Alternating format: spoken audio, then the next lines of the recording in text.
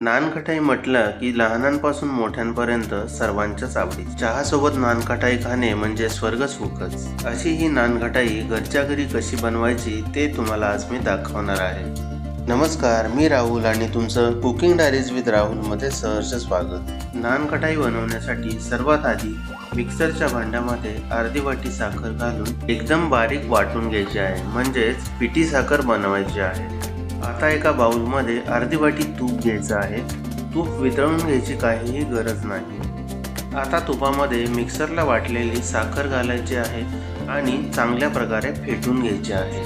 कमीत कमी 2 ते 3 मिनिट सलग फेटत राहायचं आहे. एकाच दिशेने फेटत राहायचं आहे. फेटून झाल्यानंतर अशा प्रकारे तुम्हाला मिश्रण दिसेल. आता मिश्रणामध्ये 1 वाटी मैदा घालायचा आहे आणि अर्धा चमचा वेलची पूड घालायची आहे. आता हे सर्व पदार्थ चांगल्या प्रकारे एकत्र करायचे आहेत. हाताच्या साहाय्याने हे सर्व पदार्थ एकजीव करून चांगल्या प्रकारे मळून घ्यायचे आहेत. लक्षात घ्या, यामध्ये पाणी किंवा दूध अजिबात घालायचं नाहीये. हे पहा, अशा प्रकारे मळून घेतल्यानंतर आता यावरती झाकण ठेवून 15 मिनिट सेट होण्यासाठी ठेवायचं आहे. 15 मिनिट झालेली आहेत आणि आता यामध्ये अर्धा चमचा बेकिंग पावडर आणि पाव चमचा सोडा घालायचा आहे आणि पुन्हा 2 ते 3 मिनिट मळून एकजीव करायचा आहे.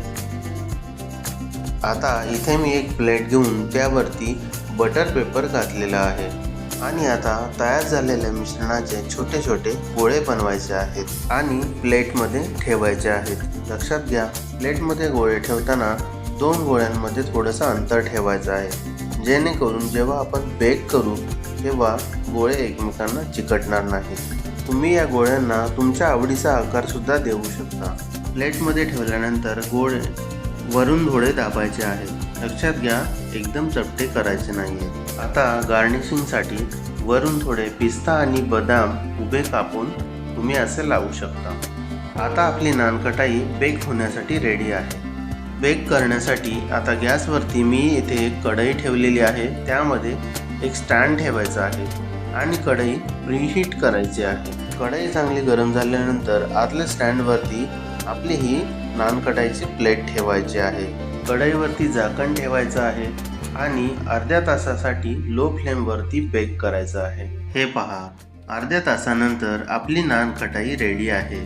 आता नानकटाईची प्लेट कढईमधून बाहेर काढून 15 मिनिट थंड होण्यासाठी ठेवायचे आहे. थंड झाल्यानंतर हे पहा, आपली नानकटाई तयार आहे. मी सांगितलेल्या सर्व स्टेप्स तुम्ही फॉलो केल्या तर तुमची सुद्धा नानकटाई अशीच टेस्टी आणि एकदम क्रंची होईल.